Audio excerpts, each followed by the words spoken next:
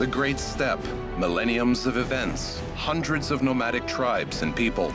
They lived, worked, made discoveries, conquered large tracts of lands, and left us some mysteries.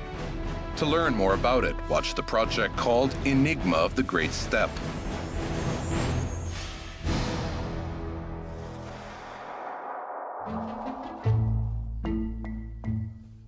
At the very beginning of the last century, a young Kazakh came to one of the local factories of the Omsk city. His name was Shanin. Здравствуйте. Здравствуйте. Вы по какому вопросу? He had just finished accounting courses and wanted to practice his profession. It was clear that Jumat was from a poor family and could do any job. And over time, others noticed his strong desire for knowledge. But no one, including Shanin, even suspected what role he would play in the domestic history and culture.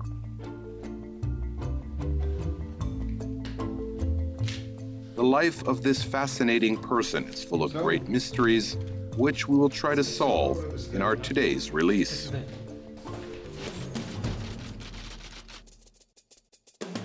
I am the son of the Kazakh of the Byam Volost, Pavlodar region, Semipalatinsk province. I was born in 1892 at the tract Joly of Byam Volost, Aul number 3. Until the age of 20, I lived in the steppe, helping my parents with household works. After 10 years of work in accounting department of the factory, Shanin started to deal with things far from figures and accounting calculations. In a few years, he became one of the founders of the first Kazakh theater. In the 20th century, it was believed that this is a completely new kind of art in the steppe. The seeds of this art already existed in the history of nomadic culture. How did a modest accountant come up with the idea of getting on stage? Why did he write and stage plays? And why the steppe knights and troubadours are mentioned here?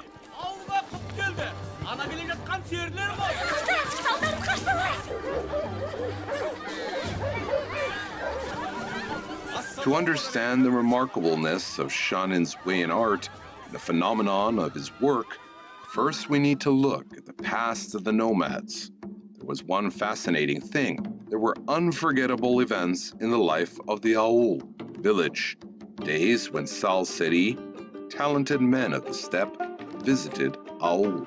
During these days, everyone forgot about their cares and sorrows and started celebrating. The performances of distinct singers, poets, improvisers, musicians, and songwriters can be compared with the tour of the troupe.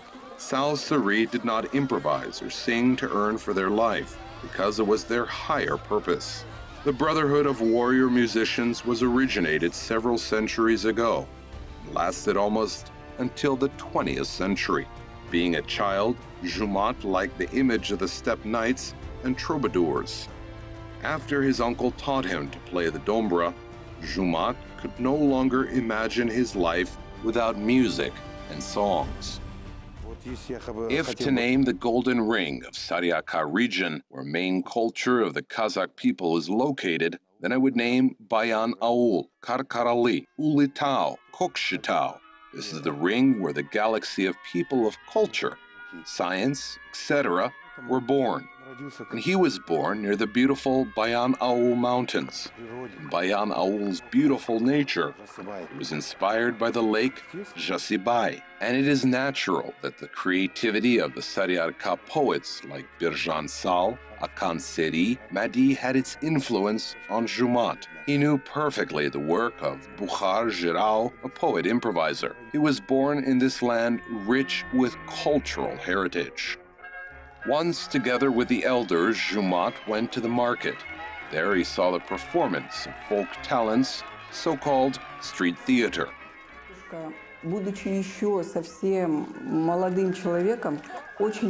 Being very young, Grandpa was very fond of visiting the Koyandi fair. Я думаю, много для I think this Koyundi fair has influenced him a lot. своей душой. The man loved art with all his heart, В общем-то, and what he saw strengthened all his desires. And their grandpa became acquainted with folk songs, games, and watched circus performances.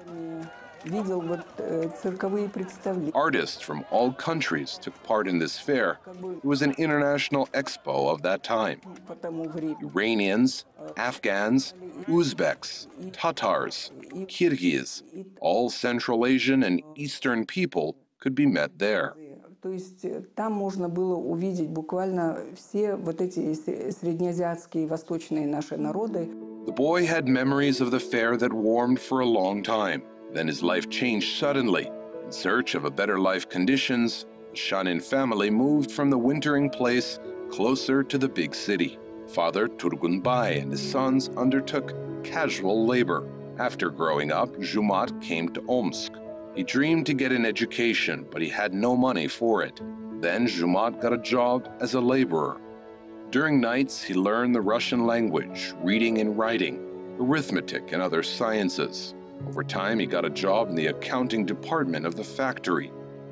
What else could the son of a simple worker dream of?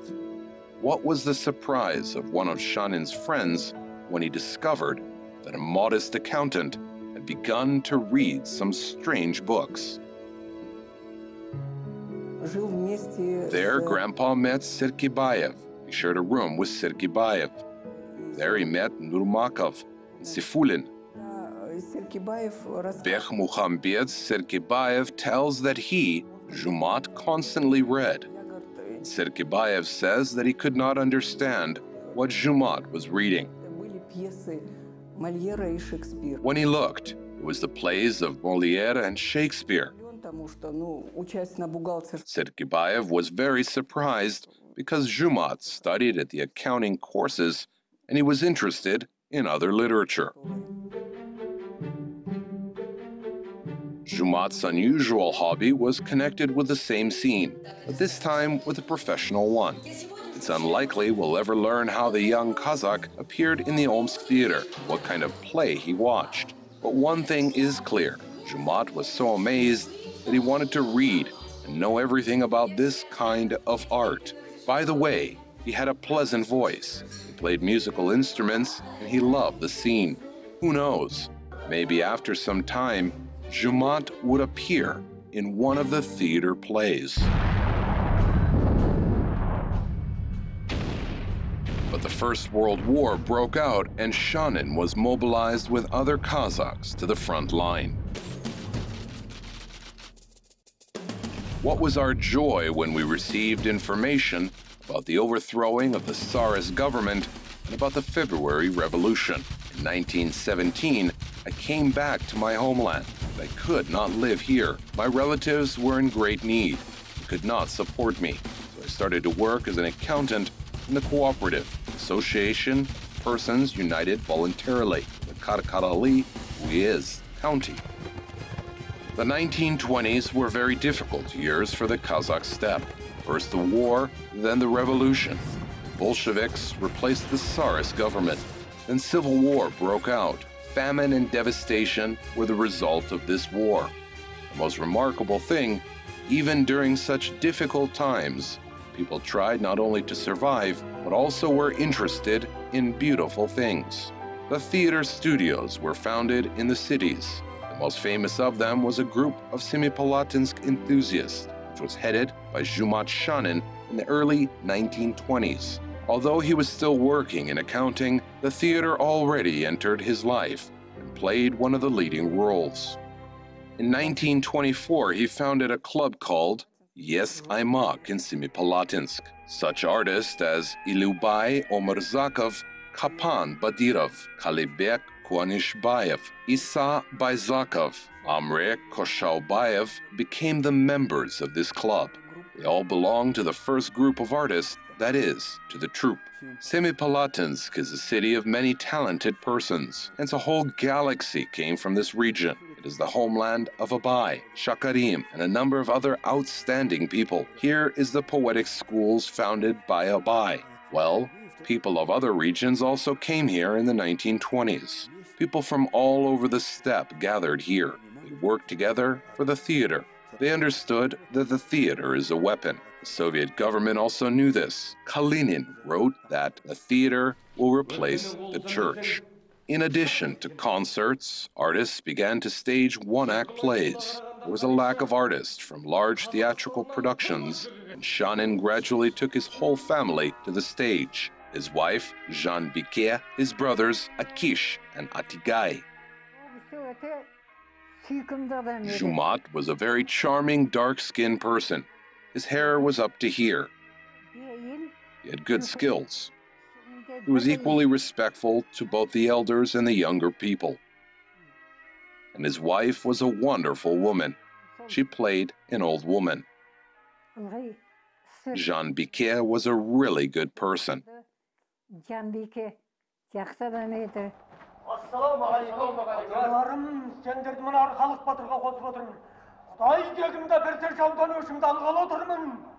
This is one of the first theatrical productions in the history of the Kazakh theater, Arkalik Batir. The young theater was in need of new plays, and Shanin's debut as a playwright, as a main actor, is connected with this performance.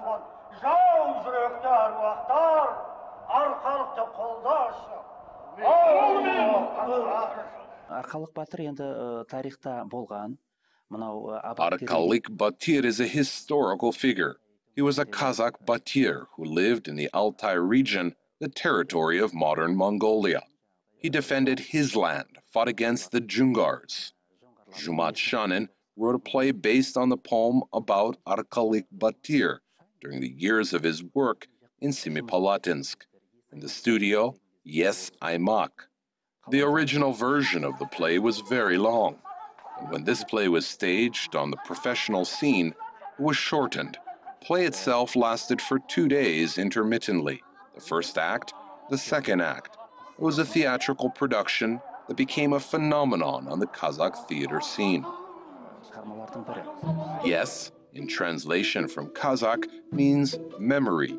Aymak means area, self-remembering environment. This is how people united in Semipalatinsk studio called and positioned themselves. There was hunger and devastation, military communism and requisitioning around, but they used to gather to read and to listen to poetry, sing songs and rehearse performances. What did the artists do for art? How did the nomads perceive the theater? When did this kind of art actually appear in Kazakhstan? There is one wonderful Kazakh fairy tale called Yer Tostik. The hero of this fairy tale decides to go to fight against evil. He overcomes obstacles, and on the way he meets Sharpshooter. The other character can destroy the mountains with one blow. Another character can drink water of the whole lake at once. They walk together and thus gradually collect a force that can overcome evil. It is something like when there is a magnet, magnetic lines appear. An action begins the action, which can be called a national action.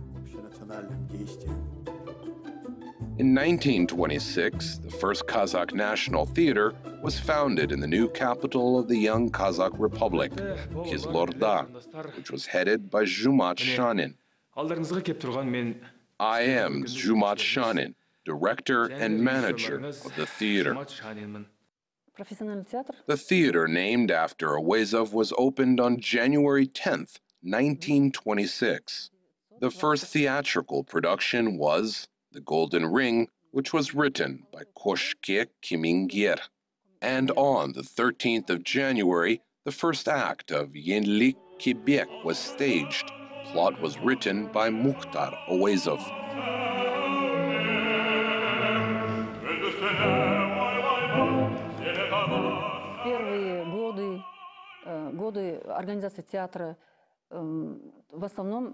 In the first years of the theater work, basically the national talents were invited. All of them were at the Koyondi Fair. They were good singers, jokers, and they played dombra. In general, they came from common people. They all were talented. Zhumat Shanin was the first professional director. When he came to the theater, the actors began to learn the basics of theatrical art. These talented people could play and act by themselves, and they did it from their heart.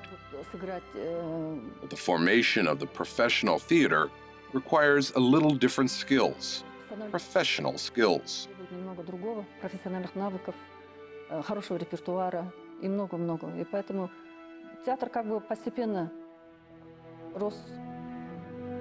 The Kazakh theater is like a baby bird that just left its nest. This is how Shanin described the first years of the Kazakh theater. The first years were not just difficult, they were very complicated. Most of the people who came on the stage were uneducated and had no idea about plays in European theaters. To understand how precarious the financial position of the company was, is enough to mention that the artist had to go on foot to the capital of the neighboring Kyrgyzstan for their first tours. But this was nothing in comparison with the powerful impact the artist received from people.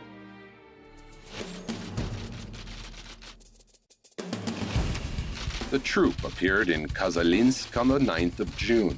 We learned that the building of the local theater had burned down, but the audience was waiting for us, and people insisted on playing on the open ground. At 10 o'clock at night, everyone began to bring a destroyed building into shape. We staged a play called Malcolm Bay. The audience expressed their appreciation for the acting and supported us, and decided to give a concert after 3 plays. People applauded and shouted, "Viva the Kazakh theater! Long live the artist!" Nowadays, it is believed that the Kazakh theater was born in 1926. Only experts know that the first experiments took place much earlier. In 1917, in the village in the Chingiz Mountains, at the Borli Tract, these are the places where Abai lived. So there, Mukhtar Awezov staged the first play called Enigma. He was an author, he was a director, and he was a prompter himself. His cousin, Ahmet, played a role of woman in this performance. It's amazing. This is not the official foundation of the theater, but it is the beginning. We can count from the date, 1915, when writer Jibek Aymautov staged Aits, song competition called Birjan and Sara in Semipalatinsk. He played a role of the talented singer Birjan. 2 years later, Aymautov staged the next play called Rabiga, and only a few people heard about Nina Bernard Aninkova, who headed the theatrical youth studio in the Orenburg city in the early 1920s. She wrote a play called Biket, which is about the pre-revolutionary life of the Kazakhs. In 1924, she was one of the first artists who were awarded the title of the National Artist of the Kazakh Autonomous Republic. Unfortunately, there's almost no information about this actress in the Orenburg Theater.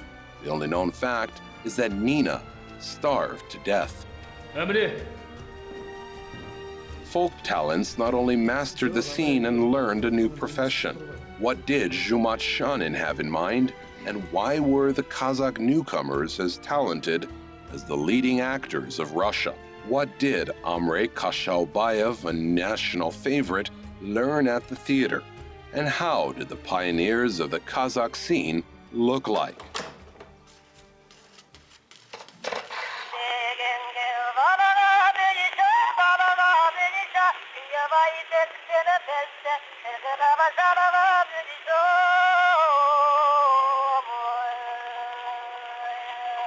We have a unique opportunity to see the pioneers of the Kazakh scene. This photo was recently found in the Central State Archives.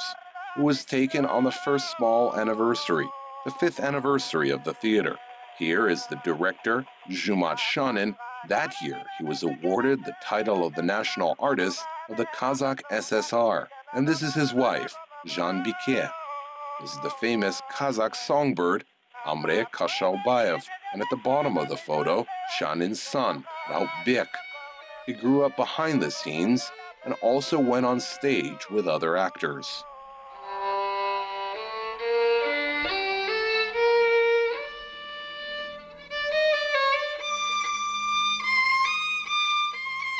For the nomadic culture, music has always been important as the word. Shanin's team studied not only theatrical art, historical and musical theoretical disciplines, but also learned to play the academic instruments. Shanin learned to play the violin and piano. Some of the artists mastered viola, trumpet, cello, and double bass. The national favorite, Amre Kashalbayev, learned to play the violin. Subsequently, all these skills were useful while foundation of the music studio at the Kazakh theater in the 1930s. It's remarkable that the time of experiments held at the young Kazakh theater coincided with intensive musical searches in the Russian theater. Tairov were looking for new kinds of music. Meyerhold and Vakhtangov also worked towards synthesizing the dramatic theater with music, ballet, and painting. 10 years after the foundation of the Kazakh theater event took place in the capital of the Soviet Union. It was called the creative christening of the national collective.